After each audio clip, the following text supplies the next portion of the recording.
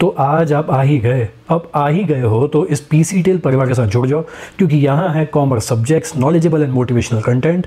तो एक ज़ोरदार सब्सक्राइब बटन और बेल आइकन पर पंच करो, क्लिक करो, ताकि आपके मोबाइल पर वीडियो की नोटिफिकेशन पहुँच जाए। ऑनलाइन पीसीटेल फैमिली का एक बार फिर से मैं स्वागत करता हूँ, तहे दिल से स्वागत करता हूँ। नमस्ते, मेरा नाम है जतन अरवानी और सबका मैं पीसीटीएल यूट्यूब चैनल पे वेलकम करता हूँ। और आज का हमारा टॉपिक फिर से सेक्रेटरियल प्रैक्टिस से रिलेटेड है। पिछले लेक्चर में मैंने आप लोगों के साथ book building, fix price issue method, IPO and FPO, ये टॉपिक मैंने कंप्लीट किया था। आज मैं आपके सामने लाया हूँ राइट इशू। आज हम राइट इशू से रिलेटेड पूरी जानकारी हासिल करेंगे। 12 कॉमर्स के बच्चों के लिए ये एक नया टॉपिक है और इसे बिल्कुल ध्यान से सुनना आपकी ज़िम्मेदारी है। इसे ज़रूर ध्यान से सुनिए और इसको ग्रैब करें। Okay, so let's start. ज़्यादा आपका वक्त वेस्ट न करते हुए let's come to the topic. So today's topic is right issue. नाम से ही एक मीनिंग क्लियर हो जाता है। राइट का मतलब होता है अधिकार। इशू का मतलब आप जानते हैं कि इशू मीन्स हम शेयर्स को इशू करते हैं, लेकिन आगे राइट का इस्तेमाल क्यों किया गया, ये शब्द क्यों ऐड किया गया है? एक्चुअली इक्विटी शेयर होल्डर्स को ये राइट दिया गया है।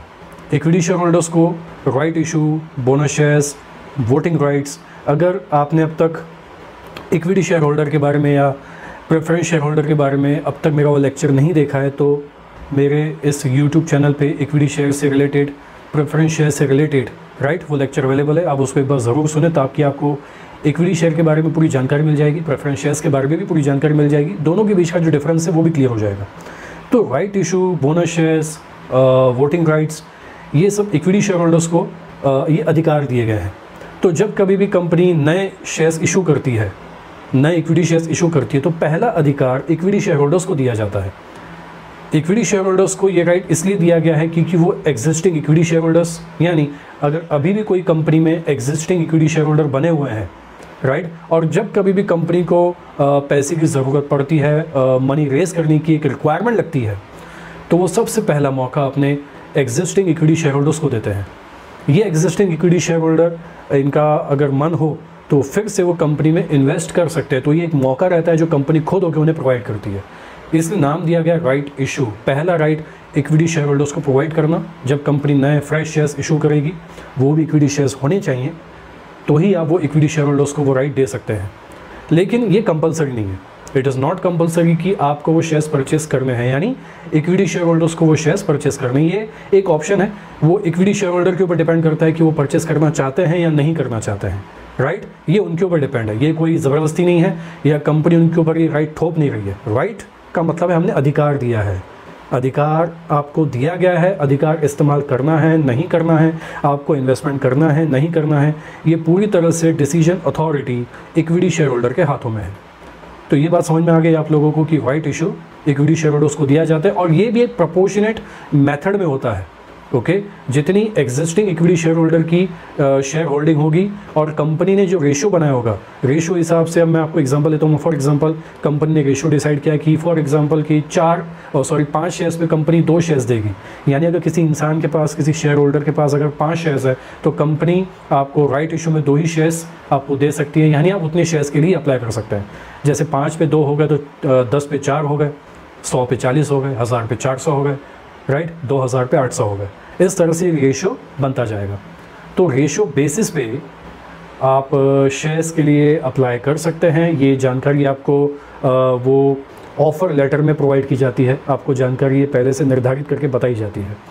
तो अगर एग्जिस्टिंग इक्विटी शेयर होल्डर उस पर्टिकुलर कंपनी में दिलचस्पी रखता है और कि हाँ, ये कंपनी और बेहतर परफॉर्मेंस कर रही है, शेयर मार्केट बहुत ही बढ़िया चल रहा है कंपनी का, कंपनी पिछले कई सालों से बहुत ही बेहतरीन परफॉर्मेंस कर रही है, उस परफॉर्मेंस के बेस पे आपने अपना एक इन्वेस्टमेंट स्ट्रैटेजी बना के रखी है कि यस, मुझे इन्वेस्टमेंट करना है, ये कंपनी मुझे और प्रॉफिट अच्छे से कमा के दे सकती है, मार्केट और ज़्यादा एक्सप्लोर करेगा, एक्सपांड होगा। इन्फ्लेशन के वक्त हो सकता है कि कंपनी के शेयर्स और ज़्यादा अच्छे भाव में बढ़े, इंक्रीज़ हों, ताकि मुझे और अच्छा मुनाफा कमाने का मौका मिले। कंपनी जितना अच्छा प्रॉफिट कमाएगी उतना अच्छा डिविडेंड मिलने का भी मौका मिल सकता है। तो आप ये सब मार्केट स्ट्रेटेजी को ध्यान में रखते हुए, कंपनी के परफॉर्मेंस को ध्यान में रखते हुए इन्वेस्टमेंट कर सकते हैं। ओके, तो अब आगे बढ़ते हैं कि एक्चुअली राइट इशू में कौन कौन सी बातों का ध्यान रखना पड़ता है, किस तरह के प्रोविजंस हैं। सो ऑब्वियसली हर बार की तरह मैं भी आपको डायरेक्ट ये मैं बता चुका हूँ डैट कोई शब्द छूटना नहीं चाहिए, तो हर चीज़ आपको क्लियर कट बता देता हूँ मैं। तो प्रोविजंस में साफ साफ ये बात बताई गई है कि राइट इशू में जब कभी भी कंपनी को फर्दर कैपिटल रेज करने की ज़रूरत पड़ती है तो वो राइट इशू का इस्तेमाल कर सकते हैं, यानी इक्विटी शेयर इशू करेंगे और पहला अधिकार इक्विटी शेयर होल्डर्स को दिया जाएगा। ओके, इसके अंदर प्री एम्प्टिव राइट्स की बात कही गई है। प्री एम्प्टिव राइट्स का मतलब होता है फर्स्ट ऑप्शन टू बाय। मैंने जो कहा उसको फिर से सुनिएगा, अगर नहीं सुनाई दिया तो वीडियो को बैक लेके फिर से सुनिए। फर्स्ट ऑप्शन टू बाय, तो ये pre emptive right existing equity share holders को दिया जाता है। ओके,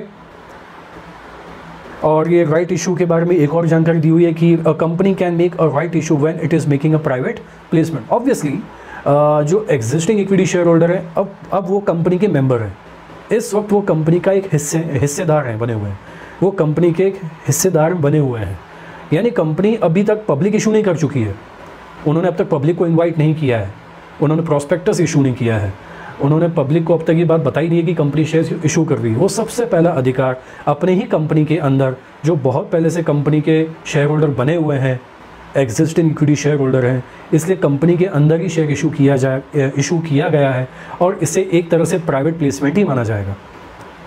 मान लीजिए कंपनी ने 1 लाख शेयर्स इशू किए हैं, उसमें से कुछ number of shares existing equity share holder वालों ने परचेस कर दिया, बाकी जो बैलेंस बचेगा, मान लीजिए कि 20,000 चले गए 1 लाख शेयर्स में से, अब जो बैलेंस बचा लाइक 80,000, तो बाद में वो जो बैलेंस बचेगा वो 80,000 बाद में राइट पब्लिक इशू होगा, वो होगा बाद में राइट पब्लिक इशू। और इसके पहले जो हम एग्जिस्टिंग इक्विटी शेयर होल्डर को ऑफर कर रहे हैं, उन्हें राइट इस्तेमाल करने का मौका दे रहे हैं, that is known as private placement. तो प्रोविजंस क्या कहते हैं? पहला पॉइंट बोलता है कि राइट इशू में राइट ये जो शेयर होल्डर्स की प्राइस होती है वो मार्केट प्राइस से कम होती है। पहला पॉइंट, बात बिल्कुल क्लियर है राइट। इसकी फेस वैल्यू जो भी रहेगी, इसकी जो इशू वैल्यू रहेगी, मार्केट में जो प्राइस है उस बेस पे नहीं किया जाएगा। ये फ्रेश शेयर्स हैं, इनकी जो फेस वैल्यू रहेगी, जो इशू वैल्यू रहेगी, मार्केट प्राइस से कम रहेगी। Number 2, company letter of offer भेजती है। नाम से मतलब क्लियर हो गया, letter of offer, it is an offer because you are existing equity shareholder, we are offering you an offer that because you are an equity shareholder, so we are providing you right because you have got the right। आपको right मिला है कि अगर आपको फिर से हमारी company में इन्वेस्टमेंट करना है तो आप हमारी कंपनी में फिर से इन्वेस्टमेंट कर सकते हैं। इस इक्विटी शेयर्स में फिर से एक इन्वेस्टमेंट करके आप कंपनी में अपनी शेयर होल्डिंग और बढ़ा सकते हैं। ओके, लेटर ऑफ ऑफर में क्या जानकारी आपको प्रोवाइड की जाएगी? The number of shares offered, company आपको कितने शेयर्स ऑफर कर रही है। मैंने बता चुका हूँ आप लोगों को पहले इस वीडियो में कि आपको रेशियो बेसिस पे कंपनी शेयर ऑफर करती है। ओके, नंबर 2, ये वैलिड होता है not less than 15 days and not exceeding 30 days. तो 15 दिन से कम का समय नहीं है, 30 दिन से ज़्यादा का समय नहीं है, यानी मिनिमम 15 to 30 डेज़ का एक समय रहता है। इसी वक्त के अंदर आप राइट इशू के लिए, राइट शेयर्स के लिए अप्लाई कर सकते हैं। इसमें एक राइट ऑफ रिनाउंस के बारे में कहा गया है, कि जो एग्जिस्टिंग इक्विटी शेयर होल्डर है वो शेयर खुद ना होकर अगर किसी और के नाम पे परचेस करना चाहता है, यानी वो राइट इस्तेमाल कर रहा है लेकिन वो शेयर्स गिव अप कर रहा है। रिनाउंस का मतलब होता है गिव अप करना। वो शेयर परचेस करेगा, इन्वेस्टमेंट होगा, लेकिन ये शेयर्स उसके नाम पे नहीं रहेंगे, वो शेयर्स किसी और के नाम पे परचेस करना चाहता है। कोई भी हो सकता है, फैमिली मेम्बर हो सकता है, फ्रेंड हो सकता है, या किसी और के नाम पे वो शेयर्स ऑफर करके प्रोवाइड कर सकता है, एज अ गिफ्ट भी हो सकता है, लेकिन वो शेयर्स खुद के लिए नहीं कर रहा है, वो खुद के लिए परचेस नहीं कर रहा है, वो गिव अप कर रहा है। ओके, साफ साफ लिखा हुआ है the right to renounce, that is the shareholder have a right to give up their shares in favour of any other person. Okay, तो किसी और व्यक्ति के नाम पे वो शेयर्स को क्या कर सकता है? रिनाउंस कर सकता है। The letter of offer can be send by registered post, speed post, courier और थ्रू इलेक्ट्रॉनिक मोड। अब इलेक्ट्रॉनिक मोड तो आप जानते ही हैं, डीमैटेरियलाइजेशन, डीमैट। तो इलेक्ट्रॉनिक मोड में भी आजकल ये सब चीज़ें चलती हैं। अगर आपका डीमैट अकाउंट है तो डायरेक्ट आपके डीमैट अकाउंट में अगर आपने शेयर्स के लिए अप्लाई किया है तो आपके डीमैट अकाउंट में आपको वो एक्स्ट्रा शेयर्स दिखाई देंगे कि कम आपने अप्लाई किया, उस ऑफ़र को एक्सेप्ट किया, आपने शेयर्स के लिए इन्वेस्टमेंट किया, और इलेक्ट्रॉनिक मोड में आपके अकाउंट में वो शेयर्स एड अप प्लस हो जाएंगे। तो ये जानकारी थी। एंड इसके बाद था आपको निर्धारित समय के अंदर ये काम करना पड़ेगा, जो मैं आपको बता चुका हूँ, मिनिमम 15 to मैक्सिमम 30 डेज़। अगर कोई शेयर होल्डर उस स्टिपुलेटेड टाइम पीरियड के अंदर निर्धारित समय के अंदर अगर कोई भी अपनी तरफ से रिस्पॉन्स नहीं दे रहा है तो कंपनी ये बात खुद होकर मान लेंगी ऑटोमेटिकली कि existing equity share holder right issue में इंटरेस्टेड नहीं है, वो शेयर में इन्वेस्टमेंट नहीं करना चाहते, परचेस नहीं करना चाहते।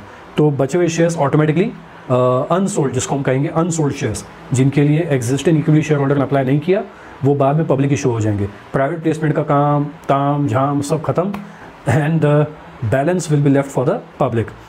और last but not least, minimum subscription minimum 90% of the issue हो जाना चाहिए, right. If the shares are like 1 lakh shares तो एटलीस्ट 90,000 के लिए, है ना, मिनिमम सब्सक्रिप्शन आ जाना चाहिए।